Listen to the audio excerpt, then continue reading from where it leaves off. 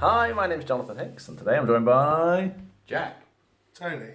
Steve. and we've just finished playing New York Zoo by Uwe Rosenberg, which is quite similar to Bareham Park, if you're familiar with that. Essentially, you are trying to acquire these, what are they called, polyominoes or something? These sort of Tetris-style tiles, and fill your board here. Now, I managed to win the game. I've just kind of removed the final piece that I managed to place. But essentially, once you fill up all the space in here, then you win. Now, the animals will help you, and you can sort of populate the tiles with the animals, but you don't necessarily need the animals. What you really need is just to fill the space. It's a race, effectively. First person to do that wins.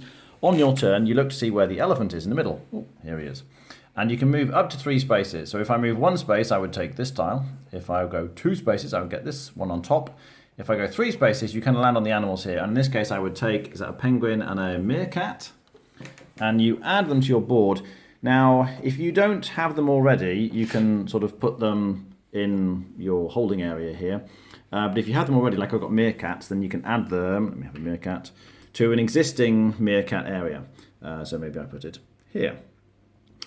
And the next person will take their turn and they carry on going. At the start of the game, all these spaces are full of various tiles. And at some point, you're going to hop past a tile like this, a space which lets them breed. Okay, so this is where the penguins breed. So we're looking at Steve's board here. As long as you have 2 or more, then you will get 1 more penguin, like other Uwe Rosenberg breeding games. And everybody will do that. So it's sort of simultaneous. As soon as anybody goes past a breeding spot, you don't go onto it, you just kind of hop over it. But when you pass it, that triggers a breed for everybody. So you'd carry on going around. At this point here, Arctic foxes are going to breed. And I'm looking for the ferrets. Not the ferrets, what they call meerkats. There we go. So at the point the meerkats, when you pass this, my meerkats would breed, and I'd put one in here. But once you fill in that last space, so if it was already like this, and I got the meerkats to breed, then I'd be able to fill in the last space on that tile. So I put this here. Once you fill up a tile, you kind of clear all of the animals off that tile, except for 1, which goes back into holding area. And then this tile is effectively complete. Now, when you acquire new tiles, so for example, if I were to play this tile onto the board here, whenever you play it, it has to be filled then with an animal that you've got. If you can't put an animal in it, you're not allowed to play the tile. You can actually move animals from other locations though, so if I didn't have any animals in holding, then you can move, I could move, say, these animals over here. Incidentally, you have to have the same kind of animal in one single enclosure. Which means if it is really empty, it's empty because you have filled it up and then cleared it off. But each time you manage to do that, you get a bonus tile. Now there's a stack of different kinds of bonus tiles here. So you can see there's little 1 size ones that are really difficult to fill in 2 sizes, but you can also get some quite big ones. I think that's got 8 squares space, if you like, in it. So in terms of filling those awkward spaces, like I used it to fill in this little awkward space here, you definitely want to fill up the enclosures with animals to grab the bonus tiles to fill them up. And more or less that's it. You just got to keep going till somebody fills up their board first, and then they're the winner. What do we think? It's interesting. It's a nice light game. I don't think anyone's, sat there for like a 15-minute turn on this, which is always a good sign. There's an interesting dynamic between the beginning of the game and the end of the game, where at the beginning, it's kind of just bigger tiles are better. However, as you can see here, the bigger tiles, they're more complex, so they're not just straightforward like squarish shapes or like simple ones, which means that you plop down your biggest tile and then you go, great, now I've got an odd, wonky coastline to work around, which means that the rest of your tiles don't fit in as well, and you only find out about that towards the end of the game when your board's like, now I've got to use 2 or 3 tiles to fill up a gap which I could normally fill with 1.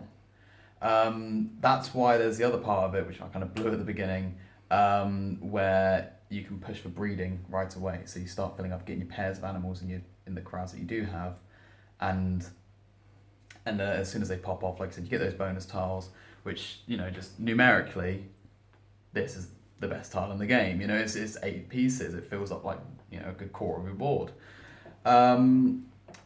It's very simple to almost to a fault. But I'm not gonna get mad at that because it's just a light game. I don't mind who wins really. Okay, Tony. Yeah, I really enjoyed it. I will say the whole choosing the next tile is very patchwork. You can only move 3 ahead, so you're looking ahead, strategizing from that point of view. The end game winning is Barron Park for me. Fill it up, and then obviously the breeding, Agricola tiles thing. So if you don't own any of those games and you want all those games in one, I would really recommend this. However, for me personally, I own Patchwork and I own Barron Park. So for me, this doesn't tick enough boxes to get this one as well. But if I didn't own those other two games, I'll be happy with this. I do think it's on par with Barron Park, don't get me wrong. I do think it is on par. But for me, because I own those other two, I don't think I need to add this one. But it is really good. Steve? There's a lot of tiling games, and this is a light version of those games, and the main reason is because it plays so many players. It's played 5, and I've played it with 3, 4, and 5, and weirdly it plays significantly different, because in a 3-player game, in theory, you've got a larger space to fill than a 5-player game, and so it feels the games are different. However, it's so far around before your next turn that you think, oh, I'm here. Well, if by my next turn I can pick up another meerkat, I'm going to hit the meerkat breeding. But there's no guarantee. If everyone else moves 3 spaces around, they're going to pass your meerkat spot and you're going to miss out on that breeding. So it's very difficult to predict what you've got. You think, oh, brilliant, the tile that fits my best is halfway on the board. Will I or won't I be able to get that? Will Tony bypass it? Will Tony take it? I don't know. Will Tony move far enough so I can reach it? You just can't predict what you're going to get. And so you're making the best move that you can. I think there was one move where I was forced to take animals early on in the game and I had to take 2 animals that I did not have, so I couldn't add them to existing enclosures. However, you do have that option between nearly everyone takes a tile on the first turn and then you pop an animal in it, and then you've got the option between taking more tiles or filling up the tiles you've got so that you get the big attractions quicker. So there's that balance there, and if you can think, well, Jack's going to beat me to the big attraction. Oh no, he can't fit the big attraction in. So maybe rather than picking up this big tile, I take a meerkat and a kangaroo, and I try and fill up my kangaroo things quicker. Knowing when the breeding's coming out, it's not like a random thing, so you can predict ahead. But with so many players, I think I prefer this game with fewer players, but I do think it's not a 2-player game. Rating? 7 out of 10. Yeah, I agree with 7 out of 10. Good 7. And what Tony said about being a nice mesh of games, I will say I played this one with my partner's parents and they loved it, but I don't think they'd be interested in being gamers playing something like Agricola. Maybe Barron Park, but I think they enjoyed it a lot. Okay. Yeah, I'd agree very much with the other comments.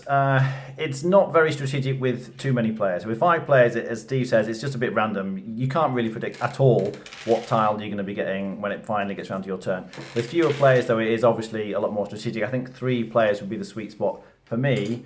There's 2 main strategies, essentially. Either you're trying to get lots of animals to get those bonus tiles early, or you go for the really big spaces, but as Jack says, it's then hard to work around those big spaces. So that's interesting. It is quite light. It's going to feel quite similar to Barron Park. Personally, I prefer Barron Park because it's heavier, but I think this occupies a really nice kind of spot in the gaming weight scale, if you like. So it would be on par, I think, with Splendor, Century Spice Road. So if you looking for a gateway game, this one works really well. The choices are very simple, but it feels satisfying, building your board, breeding the animals. I actually think it's a really solid game, even though personally there are other games I prefer to play. I think I would rate this 8 out of 10.